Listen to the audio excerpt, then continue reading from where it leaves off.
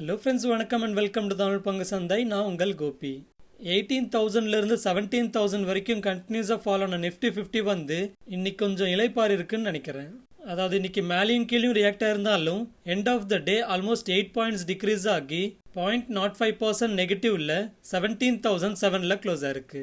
And அதுவே bank Nifty பார்த்தீங்கன்னா கிட்டத்தட்ட 257 பாயிண்ட்ஸ் டிக்ரீஸ் ஆகி 0.67% நெகட்டிவ்ல 38,359ல் க்ளோஸ் ஆயிருக்கு.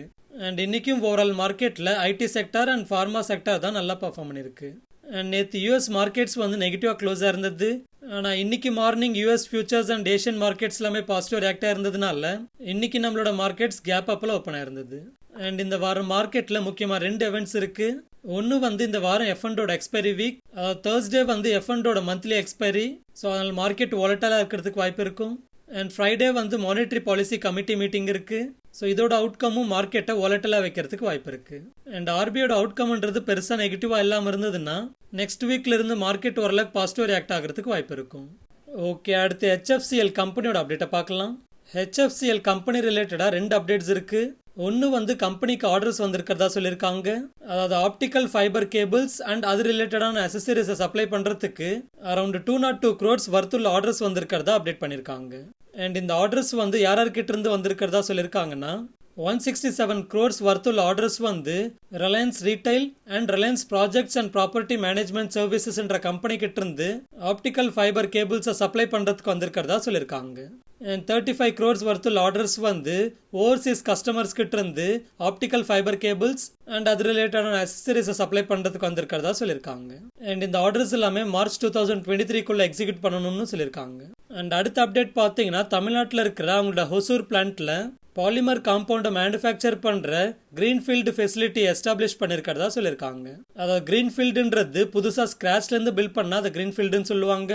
அண்ட் அதுவே ப்ரௌன்ஃபீல்ட் ஃபெசிலிட்டினா ஆல்ரெடி கன்ஸ்ட்ரக்ட் ஆனதை வாங்குறப்ப அதை ப்ரௌன்ஃபீல்ட் ஃபெசிலிட்டின்னு சொல்லுவாங்க. அண்ட் இந்த பாலிமர் காம்பவுண்ட் மேனுஃபேக்சரிங்ன்றது அவங்களோட பேக்வர்ட் இன்டகிரேஷனாக இருக்கும்னு சொல்லியிருக்காங்க.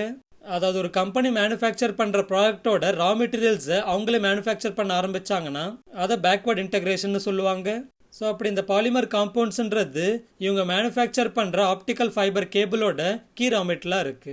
ஸோ இப்படி கம்பெனி வந்து அவங்களோட கோவா, சென்னை அண்ட் ஹைதராபாத்ல ஆப்டிக்கல் ஃபைபர் கேபிள்ஸை மேனுஃபேக்சர் பண்ணுறதுக்கு தேவையான பாலிமர் காம்பவுண்ட்ஸை மேனுஃபேக்சர் பண்ணுறதுனால அவங்களோட காஸ்ட் ஓரளவுக்கு குறைஞ்சு ப்ராஃபிட்டபிலிட்டி இம்ப்ரூவ் ஆகும்னு சொல்லியிருக்காங்க. ஸோ இப்படி ஓவரால் 202 crores வர்த்துள்ள ஆர்டர்ஸ் வந்திருக்கிறதுனாலையும் அண்ட் பாலிமர் காம்பவுண்ட்ஸை மேனுஃபேக்சர் பண்ணுற கிரீன்ஃபீல்டு ஃபெசிலிட்டி எஸ்டாப்ளிஷ் பண்ண அப்டேட் வந்ததுனாலையும் இதோட ஷேர் பிரைஸ் எப்படி ரியாக்ட் ஆயிருக்குன்னு பார்க்குறப்போ இன்னைக்கு எண்ட் ஆஃப் த டே HFCLோட ஷேர் பிரைஸ் பார்த்தீங்கன்னா ஆல்மோஸ்ட் 2.46% பாசிட்டிவாக க்ளோஸ் ஆயிருக்கு. ஓகே, அடுத்து DishTVயோட அப்டேட்டை பார்க்கலாம்.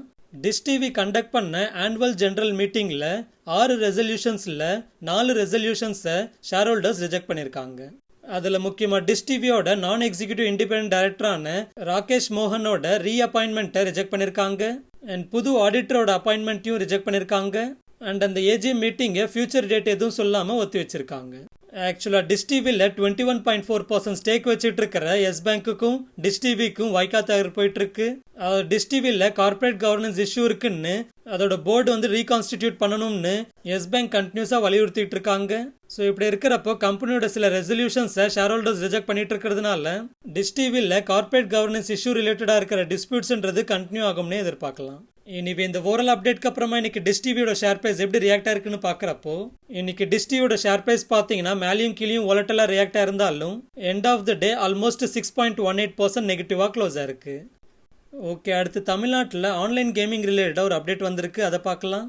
தமிழ்நாட்டில் ஆன்லைன் கேமிங்கை பேன் பண்ணுறதுக்கான அவசர சட்டத்தை தமிழ்நாடு கேபினெட் அப்ரூவ் பண்ணியிருக்கிறதா அப்டேட் வந்திருக்கு. அதாவது இந்த ஆன்லைன் கேமிங்கில் இன்க்ளூடிங் பெட்டிங் கேம்ஸையும் பேன் பண்ணுறதுக்கு அப்ரூவ் பண்ணியிருக்கிறதா சொல்லியிருக்காங்க. அதாவது ஆன்லைன் கேமிங்கோட இம்பாக்டை ரிவ்யூ பண்ணுறதுக்கு ரிட்டையர்ட் ஜட்ஜ் கமிட்டியை ஃபார்ம் பண்ணதாகவும் அண்ட் அந்த கமிட்டியோட ரிப்போர்ட் அண்ட் ரெக்கமெண்டேஷன் படி ஆன்லைன் கேமிங்கோட பேனை அப்ரூவ் பண்ணியிருக்கிறதா சொல்லியிருக்காங்க. ஆனால் இந்த இஷ்யூ கோர்ட்டுக்கு போச்சுன்னா எப்படி இருக்கும்னு தெரியல. ஏன்னா ஆல்ரெடி ஹை கோர்ட் அண்ட் அதே போல் சுப்ரீம் கோர்ட்டும் பார்த்தீங்கன்னா பெட்டிங் கேம்ஸாக இருந்தாலும் ஸ்கில் பேஸ்டு பெட்டிங் கேம்ஸாக இருந்ததுன்னா அதை பேன் பண்ணக்கூடாதுன்னு சொல்லியிருந்தாங்க. எனிவே இப்போத்துக்கு தமிழ்நாடோட கேபினெட் வந்து இந்த பேனோட ஆர்டினன்ஸ் அப்ரூவ் பண்ணியிருக்காங்க. ஸோ இதனால முக்கியமாக நசரா டெக்னாலஜிஸ் அண்ட் அதே போல் டெல்டா காப் கம்பெனிஸ்க்கு ஓரளவுக்கு நெகட்டிவான அப்டேட்டாக இருக்கு. ஸோ இன்னைக்கு இந்த அப்டேட்க்கு அப்புறமா நசரா டெக்னாலஜிஸோட ஷேர் பிரைஸ் எப்படி ரியாக்ட் ஆயிருக்குன்னு பார்க்குறப்போ இன்னைக்கு end of the day Nazara டெக்னாலஜிஸோட ஷேர் பிரைஸ் பார்த்தீங்கன்னா ஆல்மோஸ்ட் 3.05% நெகட்டிவாக க்ளோஸ் ஆயிருக்கு. அண்ட் அதுவே டெல்டா கார்ப்போட ஷேர் பிரைஸ் எப்படி ரியாக்ட் ஆயிருக்குன்னு பார்க்குறப்போ இன்னைக்கு end of the day Delta கார்ப்போட ஷேர் பிரைஸ் பார்த்தீங்கன்னா ஆல்மோஸ்ட் ஃப்ளாட்டாகவே அதாவது 0.07% பாசிட்டிவ்ல க்ளோஸ் ஆயிருக்கு. ஓகே, அடுத்து ஹெச்சிசியோட அப்டேட்டை பார்க்கலாம். ஹிந்துஸ்தான் கன்ஸ்ட்ரக்ஷன் கம்பெனி வந்து அவங்களோட லெண்டாஸோட டெட் ரெசல்யூஷன் பிளானை கம்ப்ளீட் பண்ணிருக்கிறதா அனௌன்ஸ் பண்ணிருக்காங்க.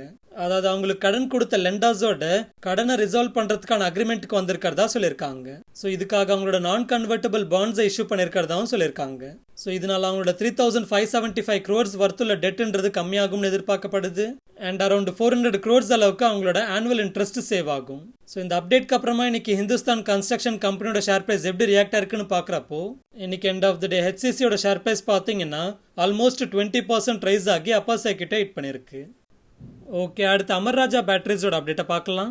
அமர் ராஜா பேட்டரிஸ் கம்பெனி வந்து அவங்களோட பிசினஸுக்கு பேக்வர்ட் இன்டகிரேஷனை கிரியேட் பண்ணிருக்கிறதா அனௌன்ஸ் பண்ணிருக்காங்க. அதாவது மங்கள் இண்டஸ்ட்ரீஸோட பேட்டரி மேனுஃபேக்சரிங் யூஸ் பண்ற பிளாஸ்டிக் காம்போனன்ட்டோட பிசினஸை டிமர்ஜ் பண்ணி அது அமர் ராஜா பேட்டரிஸ் அக்வயர் பண்ண போறதா சொல்லியிருக்காங்க. அண்ட் இந்த அக்விஷன்ன்றது ஷேர் ஸ்வாப் வழியா நடக்கும்னு சொல்லியிருக்காங்க. அண்ட் இதுக்காக அன்லிஸ்டட் கம்பெனியான மங்கள் இண்டஸ்ட்ரீஸ்ல 74 ஷேர்ஸுக்கு அமர் ராஜா பேட்டரிஸோட 65 ஷேர்ஸ் கொடுக்க போறதா சொல்லியிருக்காங்க. பொதுவாக கம்பெனிஸ்க்கு பேக்வர்ட் இன்டகிரேஷன்றது ஓரளவுக்கு பெனிஃபிட்டா தான் இருக்கும். ஆனா பேட்டரி மேனுஃபேக்சரிங் கம்பெனிஸ்க்கு வந்து இப்போ ஆக்சுவல் பிசினஸ் எந்த அளவுக்கு க்ரோ ஆக போகுதுன்றதை கவனிக்கணும். அதாவது பழைய லெட் ஆசிட் பேட்டரிஸை மட்டுமே மேனுஃபேக்சர் பண்ணாம எலக்ட்ரிக் வெஹிக்கிள்ஸோட ஆப்பர்ச்சுனிட்டி அடாப்ட் பண்ற விதமா எந்த அளவுக்கு லித்தியம் அயன் பேட்டரி மேனுஃபேக்சரிங்கோட மார்க்கெட் ஷேரை பிடிக்கிறாங்கன்றதை நம்ம கவனிக்கணும். ஸோ அந்த விதத்தில் பார்க்குறப்ப அமர் ராஜா பேட்டரிஸோட லாங் டேர்ம் பிசினஸ்க்கு கன்சர்ன்ஸ் இருக்குன்னே சொல்லலாம். எனிவே இந்த அப்டேட்க்கு அப்புறமா அமர் ராஜா பேட்டரிஸோட ஷேர் பிரைஸ் எப்படி ரியாக்ட் ஆயிருக்குன்னு பார்க்குறப்போ இன்னைக்கு end of the day Amar Raja பேட்டரிஸோட ஷேர் பிரைஸ் பார்த்தீங்கன்னா ஆல்மோஸ்ட் 0.67% பாசிட்டிவாக க்ளோஸ் ஆயிருக்கு. அடுத்து அமர் ராஜா பேட்டரிஸோட பங்களியை பற்றி பார்க்கலாம். அதாவது எக்ஸைட் இண்டஸ்ட்ரீஸோட அப்டேட்டை பார்க்கலாம். எக்ஸைட் இண்டஸ்ட்ரீஸ் கம்பெனி வந்து இந்தியாவோட ஃபர்ஸ்ட் மல்டி கிகாவாட் அவர் லித்தியம் அயன் செல் மேனுஃபேக்சரிங் ஃபெசிலிட்டியை செட்டப் பண்ணிட்டு இருக்கிறதா சொல்லியிருக்காங்க. அண்ட் இதுக்காக ஸ்வால்ட்ன்ற கம்பெனியோட டெக்னிக்கல் கொலாபரேஷன்ல என்டர் இருக்கிறதாவும் சொல்லியிருக்காங்க. அண்ட் இந்த ப்ராஜெக்டை 2 ஃபேஸ்ல பண்ண போறதா சொல்லியிருக்காங்க. அண்ட் அதோட ஃபர்ஸ்ட் ஃபேஸ் வந்து 27 to 30 monthsல கம்ப்ளீட் ஆகும்னு சொல்லியிருக்காங்க. அண்ட் இந்த ஃபெசிலிட்டியை செட்டப் பண்றதுக்கான பூமி பூஜைக்கு கர்நாடகாவோட முதலமைச்சரான பாஸ்வராஜ் பொம்மை வந்ததாகவும் சொல்லியிருக்காங்க. எனிவே இப்பதான் லித்தியம் அயன் மேனுஃபேக்சரிங் ஃபெசிலிட்டியை ஸ்டார்ட் பண்ண போறாங்க. அண்ட் அந்த ஃபெசிலிட்டி கமர்ஷியலைஸ் ஆகிறதுக்கு இப்பத்துல இருந்து அட்லீஸ்ட் 3 வருஷம் ஆகும்னே சொல்லலாம்.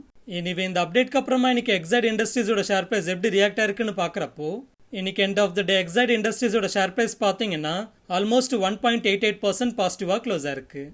ஓகே, அடுத்து இன்னைக்கு என்னோட பொசிஷனோட அப்டேட்டை பார்க்கலாம். இன்னைக்கு என்னோட பொசிஷன்ஸில் எந்த ஒரு சேஞ்சும் இல்லை.